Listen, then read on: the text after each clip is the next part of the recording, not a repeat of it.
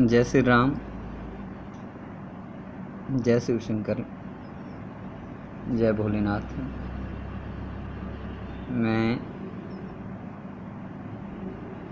पंडित राकेश देवशाली, शिव मंदिर, गुरदीप कॉलोनी, अबलोवाल, पटियाला। आज हम एक ऐसे विषय पर चर्चा करते हैं कि जो आम लोगों के लिए क्या है, बड़ी भ्रांति का विषय है। लोग बड़े असमंजस में रहते हैं कि जब किसी का भी शादी विवाह का समय होता है तो उस समय लोग क्या देखते हैं, मांगलिक विचार करते हैं। कई बार ब्राह्मण या ज्योतिषी कह देते हैं कि भाई आपका लड़का मांगलिक है, या जब भी उसकी कुंडली दिखा देते हैं तो सीधे कह दिया जाता है मांगलिक है। तो हम लोग क्या करते हैं कि अगर किसी की कुंडली मिलानी हो तो माता पिता हमेशा मांगलिक सुनकर मांगलिक लड़के या लड़कियों की कुंडलियां ढूंढना शुरू कर देते हैं। वो ये नहीं जान पाते कि कौन सा मंगल है। मंगल भी कई प्रकार का होता है, मंगल दोष भी ऐसा नहीं कि एक प्रकार से है, मंगल दोष भी कई प्रकार का है। जैसे लग्न का मंगल है, व्यय स्थान का मंगल है, या चौथे भाव का मंगल है, 7वां है, 8वां है, 12वां है। क्योंकि जन्म कुंडली के लग्न से चौथे लग्न में, चौथे स्थान में, 7वें स्थान में, 8वें स्थान में या 12वें स्थान में मंगल हो तो जातक क्या होता है, मांगलिक होता है। इसका नियम भी है, ज्योतिष में कहा जाता है कि लग्ने भी च पाताले जा मित्रे चाष्टमे कुजे कन्या भर्तृ विनाशाय भर्ता कन्या विनाशितः। कि 1, 4, 7, 8 और 12वें में मंगल हो तो वर कन्या एक दूसरे के लिए क्या होते हैं, हानिकारक होते हैं। इसी भांति लग्न में चंद्र और कभी कभी शुक्र की राशि से भी मंगल की उपयुक्त स्थिति का विचार किया जाता है। कुछ अपवाद भी हैं। मंगल दोष वाली कन्या का विवाह मांगलिक दोष वाले वर के साथ करने से मंगल अनिष्ट दोष नहीं होता तथा वर वधू के मध्य दाम्पत्य सुख बढ़ जाता है। लेकिन ऐसा भी नहीं है। मंगल दोष का जो प्रभाव रहता है तो ग्रह मैत्री कैसी है, वो किस राशि का मंगल है, इस पर डिपेंड करता है।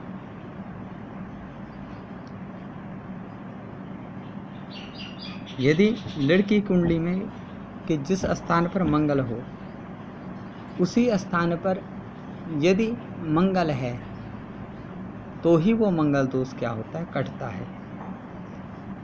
जैसे किसी का सप्तम मंगल है, लड़के का हो या लड़की का हो, तो दूसरे का भी अगर 7वें स्थान में मंगल हो तभी मंगल दोष कटेगा। एक सामान्य नियम तो ये है। लेकिन एक नियम ये भी कहता है, शनि भौमो अथवा कश्चित पापो वा तादृशे भूय। शनि हो, मंगल हो, राहु हो, केतु हो, ये जो पाप ग्रह हैं अगर उस स्थान पर हैं तो मंगल ग्रह क्या हो जाता है, कट जाता है। अब किसी के 7वें में अगर मंगल है और दूसरे का भी उसी स्थान पर राहु हो, केतु हो, शनि हो, या कोई पाप ग्रह अगर वहाँ पर हो तो वो मंगल दोष क्या हो जाता है, खत्म हो जाता है। कुछ लोग ये देते हैं कि भाई कौन सा है, आंशिक मंगलिक है, हल्का मंगलिक है, यह 27 साल के बाद क्या हो जाएगा, मंगल दोष समाप्त हो जाएगा। नहीं, ग्रह की जो प्रवृत्ति होगी वह प्रवृत्ति रहेगी। 27 साल नहीं बल्कि क्या था कि यदि 27 गुण से अधिक मिलते हो, आंशिक मांगलिक है और 27 गुण से अधिक मिलते हो और राशि मैत्री हो, तो यहाँ पर मंगल दोष क्या हो जाता है, क्षीण हो जाता है, उसका असर क्या रह जाता है, बहुत कम होता है। इसलिए यहाँ पर 27 साल का है तो वहाँ पर 27 साल ना होकर क्या है, 27 गुण हैं।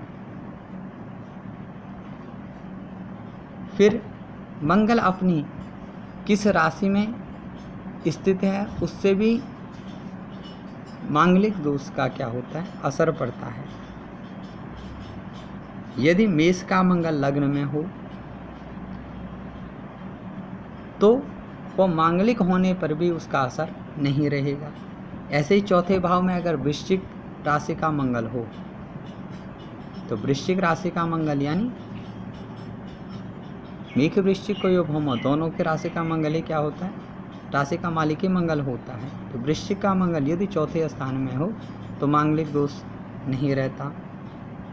इसी प्रकार से मकर राशि का मंगल 7वें स्थान में हो, 7वां यानी पति पत्नी का भाव। अगर लड़के की कुंडली है तो वो पत्नी का स्थान हो गया, लड़की की कुंडली है तो वो पति का स्थान हो गया। तो इस 7वें स्थान में यदि मंगल है तो मांगलिक दोष इससे भी नहीं रहता। इसी प्रकार 8वें स्थान में कर्क का मंगल हो, यानी मृत्यु भाव में अगर कर्क का मंगल हो, नीच का मंगल हो तो मांगलिक दोष नहीं होता। किसी कुंडली में अगर मकर का मंगल है तो मंगल का दोष क्या रहेगा, बहुत हल्का रहेगा। लेकिन यहाँ पर यह भी वो नहीं है, फिर भी ज्योतिष से परामर्श लेना चाहिए, क्योंकि अगर सप्तम मंगल का देखें तो सप्तम मंगल क्या होता है, वियोग की स्थिति पैदा करता है। जैसे भगवान रामचंद्र जी का सप्तम में क्या है, मकर का मंगल है, उच्च का मंगल है, लेकिन माँ सीता से उनको क्या होना पड़ा, वियोग उनका होना पड़ा। इसलिए हमेशा ज्योतिषी का परामर्श भी जरूर लें। 8वें स्थान में अगर कर्क का मंगल हो, मृत्यु भाव में अगर नीच का मंगल हो तो मंगल दोष क्या हो जाता है, कम हो जाता है। और 12वें स्थान में यदि धनु राशि का मंगल हो तो मंगल दोष क्या हो जाता है, कम हो जाता है।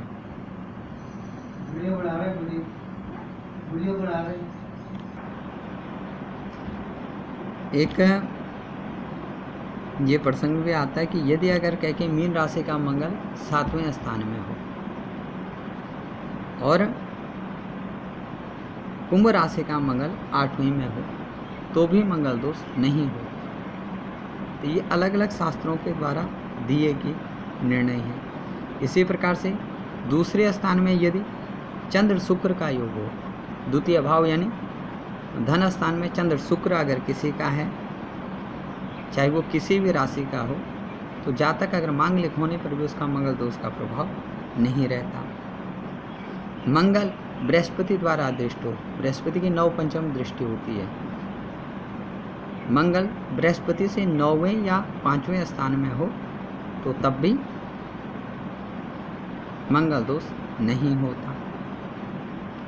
इसी प्रकार केंद्र भाव में राहु हो, यानी केंद्र भाव में राहु केतु हो, तो लग्न में हो, चौथे में हो, 7वें में हो, 10वें में हो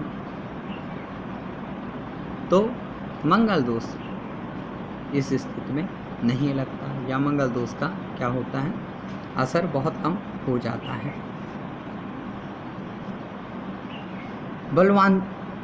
बलवान बृहस्पति शुक्र लग्न में हो, प्रथम स्थान में, लग्न स्थान में, तन स्थान में उच्च का बृहस्पति हो, शुक्र हो, ये लग्न में है। वक्री नीचस्थ या शत्रु क्षेत्र, शत्रु राशि के घर में यदि मंगल क्या है, एक तो वक्री है, ग्रह की 2 प्रकार से चाल होती है, एक तो सीधे चलते हैं, एक उल्टे चलते हैं। तो जिस समय मंगल वक्री रहा हो वह अस्तगत हो, बृहस्पति अस्त हुआ हो या शत्रु क्षेत्री हो, शत्रु राशि के में मंगल हो, शत्रु क्षेत्री यानी मंगल के शत्रु राशियाँ हो गई कौन, बुध, तो मिथुन और कन्या का यदि मंगल हो तो यह क्या नहीं होगा, मंगल दोष इससे भी नहीं लगेगा। इसी भांति 3, 6, 11वें भाव में क्या हो, पाप ग्रह हो। लग्न से तीसरे स्थान में, 6वें भाव में, 11वें भाव में यदि पाप ग्रह हो और सप्तमेश ग्रह सप्तम में ही हो, यानी 7वें स्थान का मालिक 7वें में हो। किसी का सप्तम भाव मीन है तो मीन राशि का मालिक शुक्र अगर 7वें में है, या सप्तम स्थान में मेष राशि और मेष राशि का मंगल 7वें में ही है। सप्तमेश यदि कह के अगर सप्तम में हो तो मंगल दोष क्या नहीं होता, नहीं लगता। 1, 2, 4, 7, 8, 11 और 12वें भाव में स्थित मंगल वर वधू के वैवाहिक जीवन में, जो उनका दाम्पत्य जीवन होता है, उसमें विघटन उत्पन्न करता है। परंतु यदि मंगल अपने घर 1 और 8 का हो, यानी मेष और वृश्चिक राशि का हो, तो वह उच्चस्थ मंगल है। मकर या मित्र क्षेत्रीय मंगल दोष भी दोष का कारक नहीं होता है। तो इसलिए मांगलिक दोष भी है, लेकिन उसके बहुत सारे परिहार भी हैं। अपने जितने ज्योतिषी मित्र हैं, जितने ब्राह्मण हैं या जितने सामान्य लोग भी हैं, तो आप लोगों को क्या करना चाहिए कि मंगल दोष को बहुत बड़ा विषय न मानकर उसे एक ज्योतिषी का विषय छोड़ देना चाहिए। किसी भी जातक की यदि कुंडली जोड़नी हो, किसी भी जातक के विषय में यदि वैवाहिक जीवन से संबंधित जानकारी लेनी हो, तो किसी ज्योतिषी के पास जाकर कुंडलियों का मिलान करवाएं। उसी के आधार पर वो बता देंगे कि भाई मांगलिक है, कितना मांगलिक है, ये विवाह हो सकता है या नहीं हो सकता है। केवल अपने से विचार नहीं करना चाहिए। मांगलिक है तो मांगलिक के क्या है, परिहार भी हैं, उपाय भी हैं। तो उन उपायों के द्वारा भी क्या किया जा सकता है, मंगल दोष दूर हो सकता है।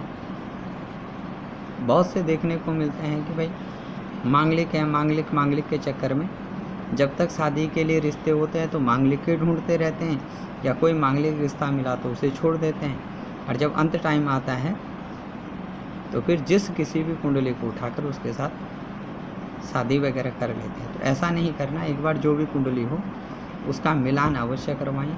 मिलान करने से ही क्या होगा, मांगलिक दोष का परिहार आपको मालूम पड़ेगा। जय जय राम, जय शिव शंकर, जय भोलेनाथ।